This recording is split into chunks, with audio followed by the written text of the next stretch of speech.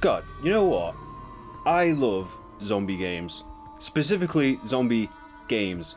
The movies and the other fiction, I can take or leave. That stuff tends to get a bit sweaty and ruggedly individualist for my tastes anyway. But zombie games? Man, let me tell you, they speak to me. I'm not even sure what it is exactly I find so enjoyable about mowing down hordes of mutated human monsters, but it's just such a laugh, innit? Whether it be chainsawing through them,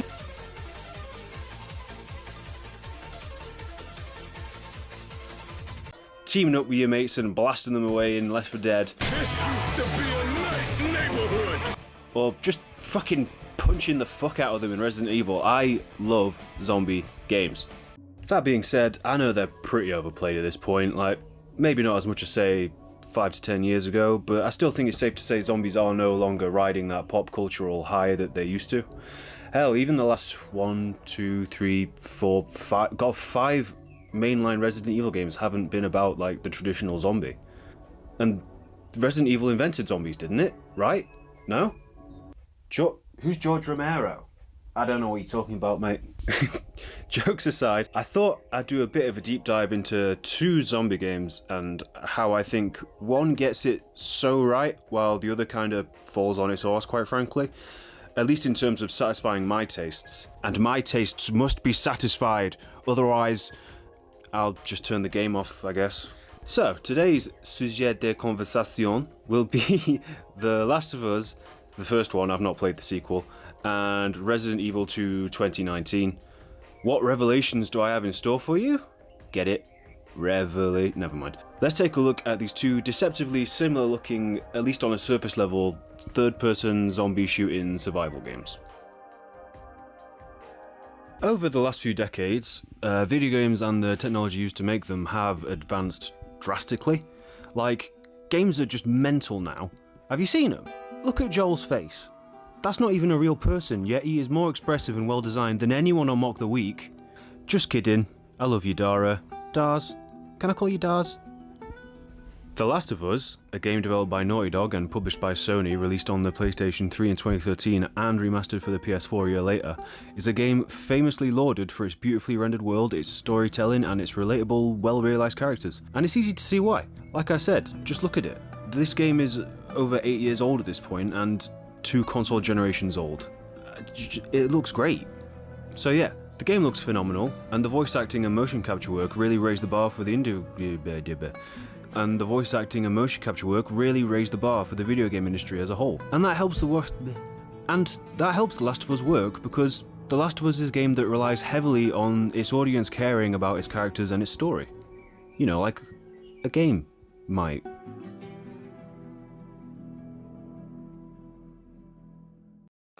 Sure, it's also a game about shooting zombies, or, well, not zombies technically, but fungus people? Fungaloids? But there are thousands of games about shooting zombies, and plenty that are more fun in their moment-to-moment play than The Last of Us, so why do people play this game? If there are games out there, especially in this day and age, with better shooting mechanics? Well, I think it's because what The Last of Us offers is not an incredible shooting game first and foremost, but rather a tragic, gritty, intriguing narrative set in a realistically rendered simulation of our own world in such a complete state of collapse and misery that it's just engaging to look around and explore it. Or at least that's what it says on the tin. But how good at storytelling is it really? You see, in order to tell their story, Naughty Dog has dedicated hours of playtime in The Last of Us to not shooting things, instead giving the player time to wander around these intricately crafted spaces and giving the characters time to chat to each other and develop relationships, and also giving the player time to fucking fall asleep. To soak it all in. To ensure their narrative flows correctly, Naughty Dog made the decision to sort of cordon off entire sections of their game into safe zones of sorts, in which you as a player are under no threat from the game's many adversaries and you can just take your time looking around. These safe zones are used to break up the action-packed fungaloid zombie murder segments and the slower, more character-driven stuff. And this makes sense on paper. The game can't just be room after room after room of zombies, bandits and more zombies, because there'd be no sense of pacing. You'd feel exhausted after 30 minutes and there'd be no room to fit in your lovely sad story about loss or whatever. A perfect example of one of these safe zones can be seen in this early part of the game where Joel and the gang are attempting to safely escape the outer reaches of the heavily fortified Boston area. After just narrowly escaping certain death, the trio is left to find their way out of this abandoned garage. Now, it's early enough in the game that most players won't know this yet, but for as long as you are in this room, there is no danger of a game over. No matter how many times you play The Last of Us, this room will always be safe. Another example is right after this nail-bitingly, pant-shittingly close escape where the infected were just inches away from killing our entire cast. We're told not to worry about those infected anymore. The door's been sealed and the threat is no longer in play. The music settles into a calm, soothing ambience and our characters holster their weapons and begin to leisurely explore their new surroundings. Like, Joel, we've seen what these guys can do. They can fucking kick a person in half. That door being barricaded isn't going to guarantee the safety of everyone around you. You should probably be a bit more fucking concerned, mate. What the game is doing here is practically screaming to us as the player, "Oh, you can relax now. You've passed through the invisible wall of safety. I can take all the time you want to explore. You will be safe until we let you know otherwise. We'll even introduce the next threat in a cutscene so you can be prepared." Look it out! Fucking sniper. Aw, isn't that nice of them? Okay, big clever internet man, you might be thinking, why is this a bad thing? You need moments of calm to give the intense stuff a frame of reference. And yeah, I agree with that. I'll agree with you there. We're agreeing. That's agreeable to me. I can see why you'd feel that way. But I don't think The Last of Us gets that ratio quite right. There's too much calm and not enough action. It's too heavily weighted in the calm to the point the action feels contrived. What do I mean by that? Well, I'll tell you, love, just be patient. The reason this irks me so much is because The Last of Us is supposedly set in a world in which not only have most people already succumbed to this mind-controlling fungus disease, but a large percentage of normal humans that are left behind are supposed to be bandits who kill anyone outside of their immediate group. I mean, even Joel was meant to be one of those in the past before the game started. Surely he should be aware of this more than anyone. With that being said, isn't it kind of strange that our characters would act like this? It doesn't really make sense for Joel, Ellie, Henry and Sam all to just suddenly let their guard down and basically act like they're on a hike through the woods, when the only thing protecting them from certain death is the barricaded door behind them. Not to mention the fact they've just stumbled into a new wide open space that none of them are even familiar with. Surely if anything they should be being extra cautious while entering this new environment. I know that whenever I enter a new environment, I have to spend at least 10 minutes kneeling in the corner before I'm comfortable enough to get up and look around. And I'm just living in a bog-standard pre-apocalyptic pandemic. But Joel and the gang just throw caution to the wind whenever the game feels like it. Joel, stop bonding with your new daughter. There could be bandits around any corner. Look it out! See what I mean? Bet you feel like a right Wally now. This may not seem like the biggest deal at face value, and it's easy to see the reasoning behind why the developers made it this way. But doesn't it also inarguably detract from the supposed mortal danger these characters are in? That is what I meant when I said the action is contrived. In a game like Uncharted, another Naughty Dog title for example, this kind of breaking up of the level doesn't really matter because the verisimilitude of the story isn't really at the forefront of players' minds. But The Last of Us is trying to tell a story about the desperate struggle for survival, so lifting gameplay conceits from a swashbuckling adventure story just makes it feel so gamey. The reasons for having such extended periods of time dedicated to calm character moments is because Naughty Dog really wants to make movies. Naughty Dog really wants to tell cinematic, character-driven stories. But in my opinion, by adopting this design philosophy lifted from Uncharted, it actually harms the narrative Naughty Dog is trying to tell. We as an audience are simultaneously being told that the world of The Last of Us is an endlessly dangerous place where people die every day just trying to survive. But it's totally fine if you want to take a moment to piss about, even if you're in a new setting that none of the characters are familiar with. The problems with this approach to design arise when the player reaches a level of familiarity with the game that they become fully aware of these safe zones and how they work. See, once you're adept enough at playing The Last of Us, you can begin to spot when and where these invisibly marked safe zones are in play. Usually there'll be a dialogue prompt or a workbench to upgrade your weapons. If ominous or threatening music had been playing, it will stop once you enter. One way or the other, the game will signal that, for now, you are safe. And once the player is safe in the knowledge that they are under no threat of an actual game over screen, and that even if they stumble into a dangerous situation, it's just going to be a scripted event that's supposed to happen anyway, it begins to feel like the game has lost a lot of its teeth. It's easy to see why this might be a problem in your post-apocalyptic game about struggling to survive where danger is supposedly waiting around every corner. A counter to this argument might point out that Naughty Dog just wants to ensure their story is told properly. They spent a lot of money on it after all, and they don't want you getting interrupted by an unscripted event while you're supposed to be admiring the scenery or the dialogue. Thank you for your input, Mr. Strawman. But there's a problem with this train of thought, isn't there? Because this design philosophy of using safe zones has a detrimental effect on the narrative of the game itself. See, a game doesn't just tell its story in the cutscenes. The environment, level design and geometry, the mise en scène, the controls, and the mechanics are all always telling their own story in any game. And in The Last of Us, they're telling a story via gameplay that is antithetical to the story being told in the dialogue and the cutscenes. Not to be that guy, but I think it might be time to just touch on ludonarrative dissonance. I know, it's been talked to death. I'll be quick, I promise. I'm not ripping off Nakey Jakey, I swear, I have my own points to make.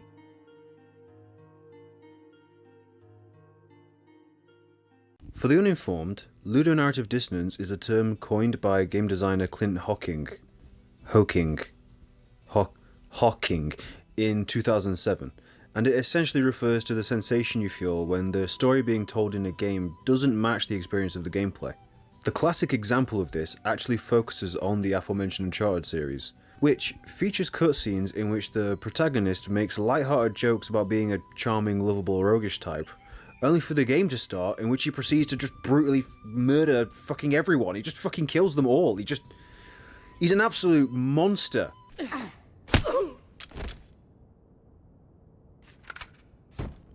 Come on, it's clear. The hell you been doing? The usual. God, I swear I wrote this before I saw Nakey Jakey's video, I promise. I didn't... I've not even played Last of Us 2 yet, so I only watched that video. This is relevant to The Last of Us because The Last of Us also suffers from this dissonance. And while it's not really a big deal in the Uncharted games, because those games prioritise increasingly bigger set pieces far above having a ludonarratively cohesive storyline, it is a big deal for The Last of Us, because, as I mentioned earlier, The Last of Us relies heavily on the audience caring about its characters and its story. Naughty Dog wants you to take the story of The Last of Us very seriously. Just look at the prologue. And yet it's hard to do that when the game itself is simultaneously telling us the world is a very dangerous and unforgiving place. But it's totally fine if you want to take all the time in the world figuring out this fucking raft puzzle, despite the supposedly ever-present threat of zombies, clickers, clackers, bandits, randits, anything else around every corner. To summarise this part, there's a dissonance felt in The Last of Us because it uses a narrative structure of peaks and troughs, moments of high action and moments that are slower and more dialogue heavy, to dictate the actual pacing of its levels. This causes problems because in its implementation, the supposedly highly dangerous world these characters inhabit instead just feels safe whenever the story calls for it. Why are they acting as if it's suddenly okay to wander around aimlessly, not worrying about the supposed ever-present threat of the infected or the bandits that hunt other humans? It's because it's a gameplay conceit the game is employing in order to tell you, the player, that you've survived the scary bit, so here's some character stuff to enjoy while your heart rate slows back down to normal. Now, I'm not saying this is an invalid way of pacing your game, but within the setting of The Last of Us, a game about struggling to survive in a post-apocalypse, it kind of flies in the face of that setting and the mood the game is trying to establish. So what am I getting at here? Looking at the title of this video would seem to imply I have some sort of point to get to, but just bear with me for now. What conclusions can we draw from looking at The Last of Us through this lens? Well, I'll let you know what conclusion I've drawn. I don't care about fucking dramatic storylines in zombie action games. Give me a fat fucking truncheon and let me beat the fuck out of the dead and put them back in the ground. Get back in the ground, you grey pricks! You see, despite being a story about characters surviving in a zombie apocalypse, The Last of Us is not a game I play to scratch my zombie killing itch. Ooh, itchy tasty. In fact, outside of its multiplayer mode, which, by the way, has no right being as fun as it is, The Last of Us doesn't really scratch any gaming related itch for me. If anything, its frequent moments of calm, its almost formulaic switching between the two binary states of the player either being in or out of a safe zone makes me itch for an experience that always has you on your toes, where even after a second or third playthrough, you still don't know exactly what to expect around every corner. A game where safe zones do technically exist, but are intentionally extremely small claustrophobic spaces where all you can do is save, maybe grab a box of ammo, and then leave again. Now, what game could offer such an experience? Resident Evil is a series of zombie horror games spanning multiple decades, genres, and Metacritic scores. But for the purposes of this video, I'll be discussing the 2019 remake of the 90s classic Resident Evil 2. Why the Resident Evil 2 remake and not the more current Resident Evil Village? Well, because visually and in gameplay I feel The Last of Us and Resident Evil 2 share a lot more similarities, so it's easier to make a one-to-one comparison. Also, Village just came out at time of recording, so I don't really want to analyse it too heavily before we've all had a chance to experience and process it. Don't worry though, we will make room for Big mommy, vampire, booby, lady, step on me, mommy. Big titty mommy! in another video. So both of these games start with our protagonists arriving in a flaming, zombie-infested hellscape, crashing their cars like Wazzocks, and being forced to flee on foot. And here we can already see the difference in design philosophy at work. The Last of Us chooses to handicap your avatar's strength, the stuff your player character can actually do, by making Joel have to carry his stupid idiot injured daughter Sarah. Sorry, that wasn't called for at all. The player is essentially tasked with finding the right direction to go by following the crowd and paying attention to what Joel's brother Tommy says. You eventually have to get jumped by this very angry zombie in this dirty alleyway for the story and game to progress. In other words, the game uses its main established threat, fungaloids, as a set piece to ramp up the tension and keep a sense of danger. But this moment also teaches us that, if this tutorial is anything to go by, there will be moments in this game where the characters will be in danger, but you as a player will not be expected to do anything about it outside of maybe mashing a button, because the actual threat of reaching a game over screen is not what the game is going for. The Last of Us doesn't want you to feel like you're in danger of failing this part of the game, it wants you to feel like the characters are in danger within the confines of the story. Resident Evil 2 opens to you facing a wall of zombies, armed and ready to fight, and if those zombies overwhelm you, then that's on you. Tommy's not going to bail you out of this one. What Resident Evil 2 is establishing here is that there will be times where the odds are stacked against you, and in those moments,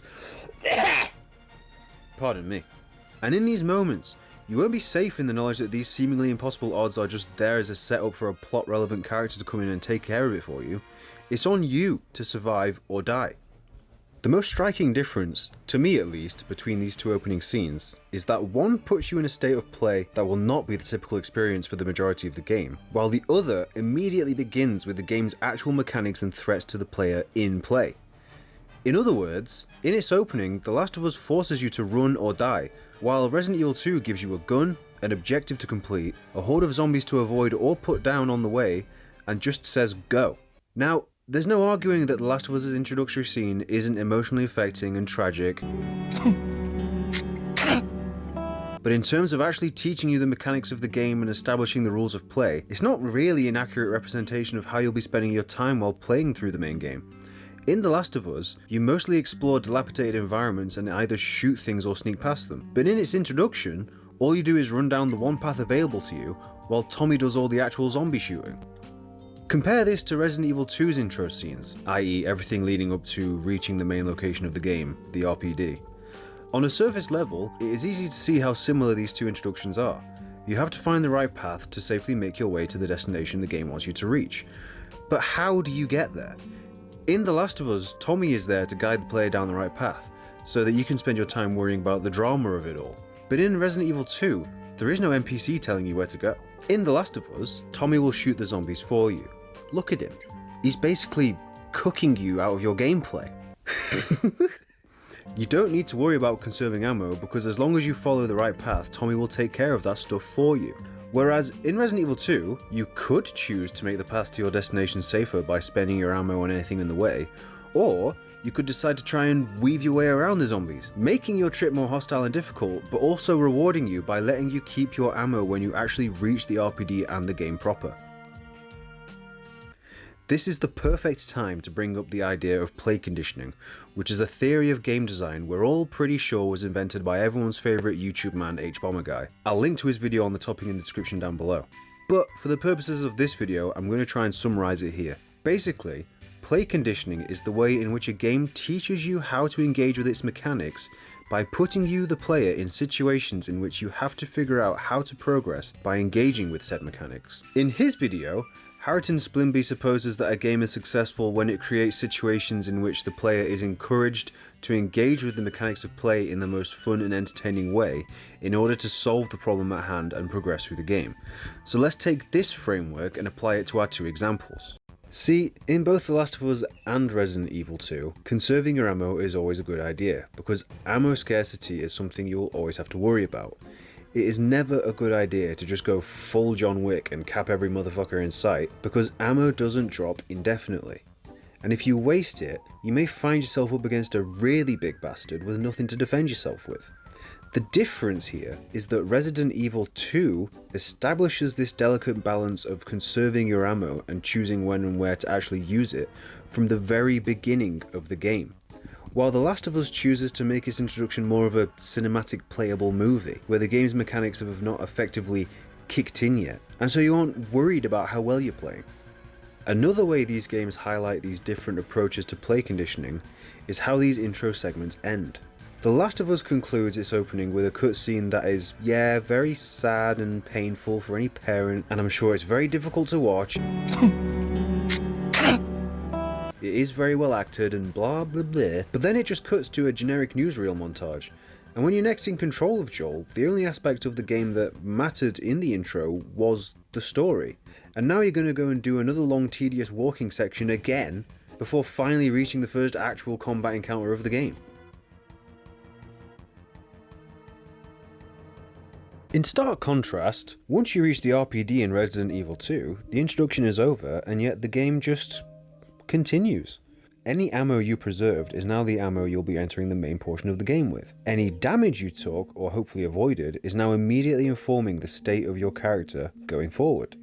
This intro works so much better as an introduction to the game's main mechanics and the obstacles you'll be making your way past, because your performance in the intro dictates how advantageous of a position you will be in when you begin to explore the police department. The game has, effectively, taught you the ins and outs of exploration and ammo conservation in its opening 10 minutes of gameplay. But there is another aspect to these differing design philosophies that I haven't mentioned yet, and that is how they both handle narratives. I know I said I don't care about dramatic storylines in zombie action games, but I'm not talking about dramatic storylines here, just bear with me for a minute. So I think a great thing about zombie games is their potential for storytelling. Not because of the depressing post-apocalyptic settings, nor because of the inherent reliance on either some kind of science fiction or supernatural element, but because of the potential for the sexiest kind of story you can tell in a game. Emergent narratives. Emergent narratives are, according to this article I googled 5 seconds ago, stories that are not authored by a single person or by any person really. They are stories that emerge from the interaction between players and the systems that govern gameplay. They are random, transient, ephemeral things that only ever exist for one person at one moment in time. The keywords here, for me, are random and gameplay. I think that's the X factor zombie games have over other genres. Zombies are inherently chaotic, aggressive, sometimes fast, and lack any self-preservation instincts. So they're kind of like Elon Musk fans, but less scary. And I think that's a really good recipe for emergent narratives. Think about it. What do you remember about your time spent with these kinds of games? Is it the stupid storylines they tend to have? Is it the deep and interesting characters that we play as? No. Complex characters, who fucking needs them? Resident Evil sure as hell doesn't. Oh god, no. Mark.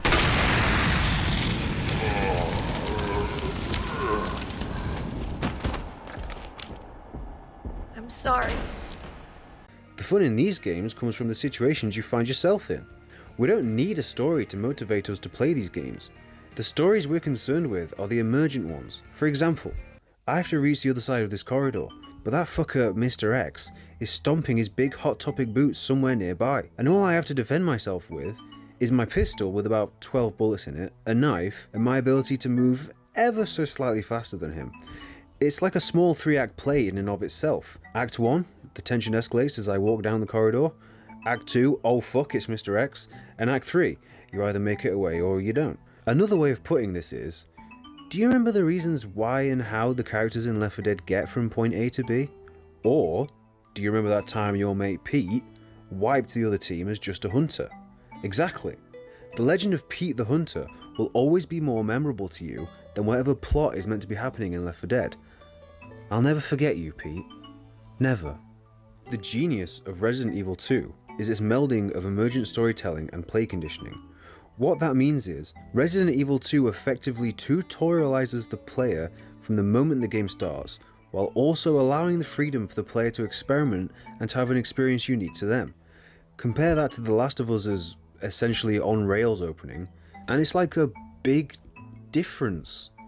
I don't know, what do you want from me? I don't know all the words yet. So overall, what effects do these introductions have on their respective games?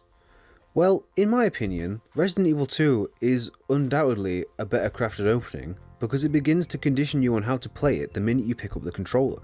This leads to you as a player feeling more in control of the various systems at your disposal, and it lends to a greater sense of weight to all of your moment-to-moment decisions. On the other hand, The Last of Us's intro says to the player, Don't worry about annoying things like gameplay right now, love. Just follow Tommy and see Sark's governor. This can probably be most easily exemplified if you look at the differences each game goes through depending on your selected difficulty setting. In Resident Evil 2, if you pick easy or assisted mode, then this segment shouldn't be too stressful, and you'll still get the benefit of the game teaching you how to play it and the continuity of how well you performed being reflected in your starting position once the game proper begins. If you pick hard mode, let's just say the game lets you know what you're in for pretty much right off the bat. Freeze! I'll shoot! What the hell?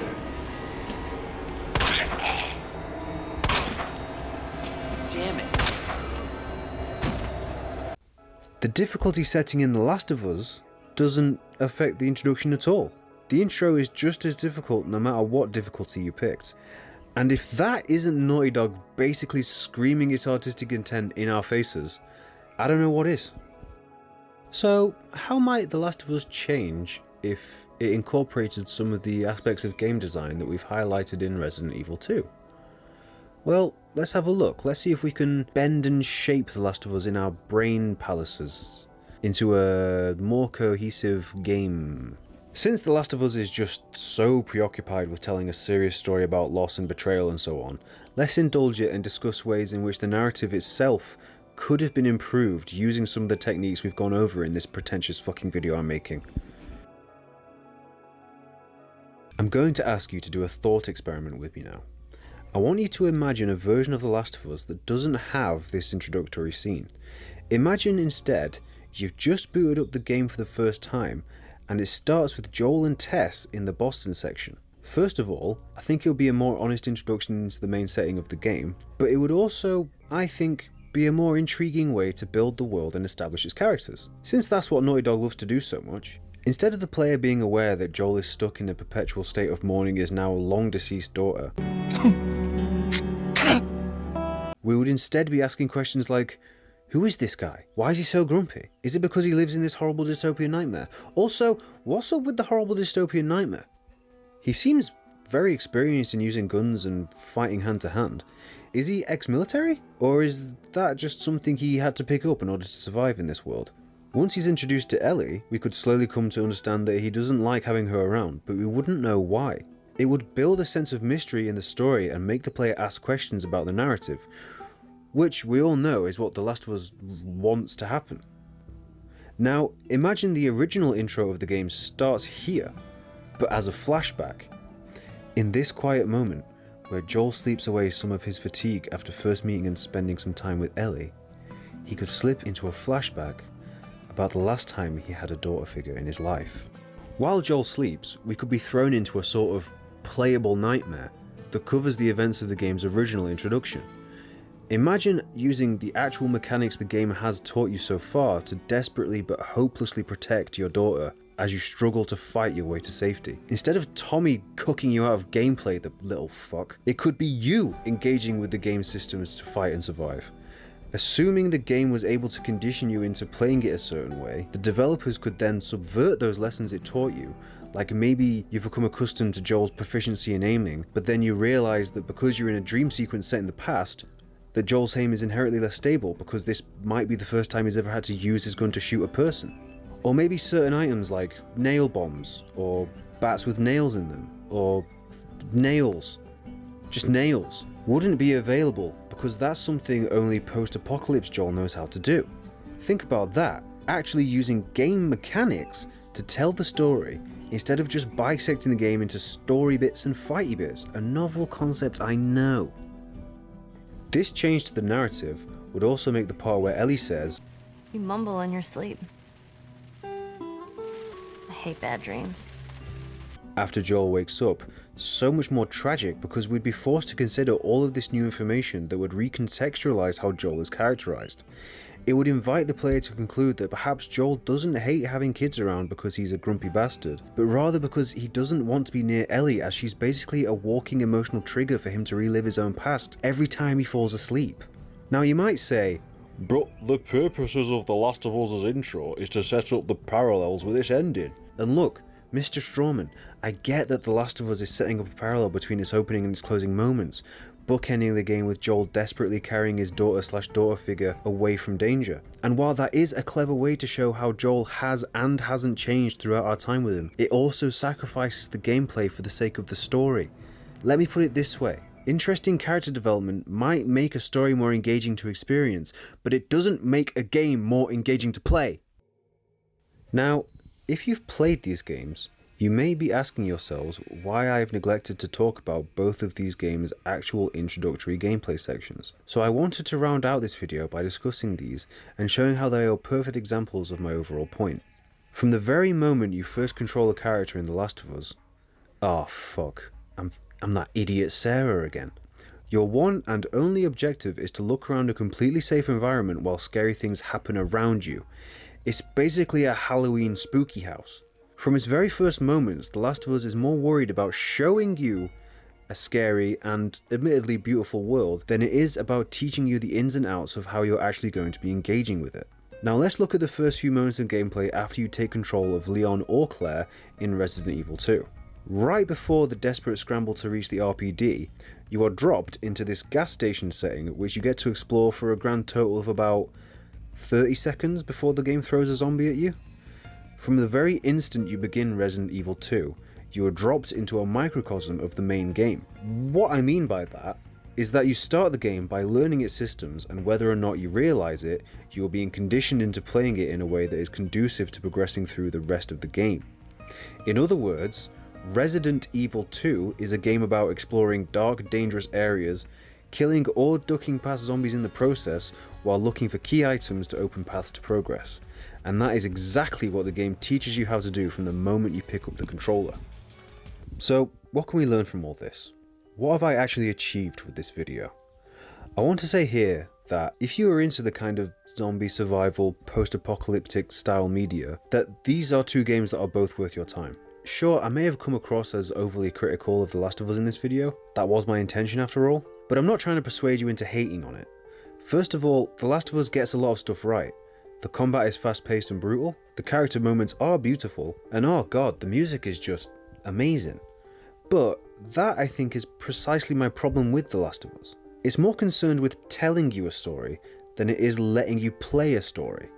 What I hope you walk away from this video having a greater understanding of is how games are uniquely positioned to tell a story through their gameplay, and that to rely on just your cutscenes, graphics, characters and music to tell your story is to portray the true potential of the medium. It's easy to forget that we are still in the very early years of gaming being used as a medium for telling stories. The technology to develop these games is developing at a rate that boggles the mind all the time. Every day my mind is boggled by how good games look now. And it is in these years that we will shape the discourse of gaming for decades to come. Hell, we've only just figured out how to make virtual reality affordable and available. Imagine what games will look like in 10 to 20 years from now. So yeah, Play these games, and come to your own conclusion about how you feel about them. I'd love to hear what you have to say in the comments. But for now, I just want to say thank you so much for watching my video. And if you watched all the way to the end, I love you. If it isn't glaringly obvious in this video, I'm very new to this, and I'm learning as I go. Writing out my thoughts like this so openly and putting them out there for you all to hear is genuinely one of the most terrifying things I've ever done. And I used to clean the toilets after students' night at the nightclub I worked at, so that's saying something. Anyway, I'll be uploading on a semi-regular basis from this point on, so I hope you'll subscribe and return whenever I upload whatever it is I'm going to upload next. But for now, thank you for watching and I hope you enjoyed it. I'll try and put some more jokes in the next one. Bye. Okay, wow. This video ended up taking a lot of effort to make, so what I'm going to do is I'm going to set up a Patreon, links to that in the description down below, and if you feel like supporting me, you can do it there. Also, follow me on Twitter, links to that in the description down below as well. I hope to see you again soon. Bye.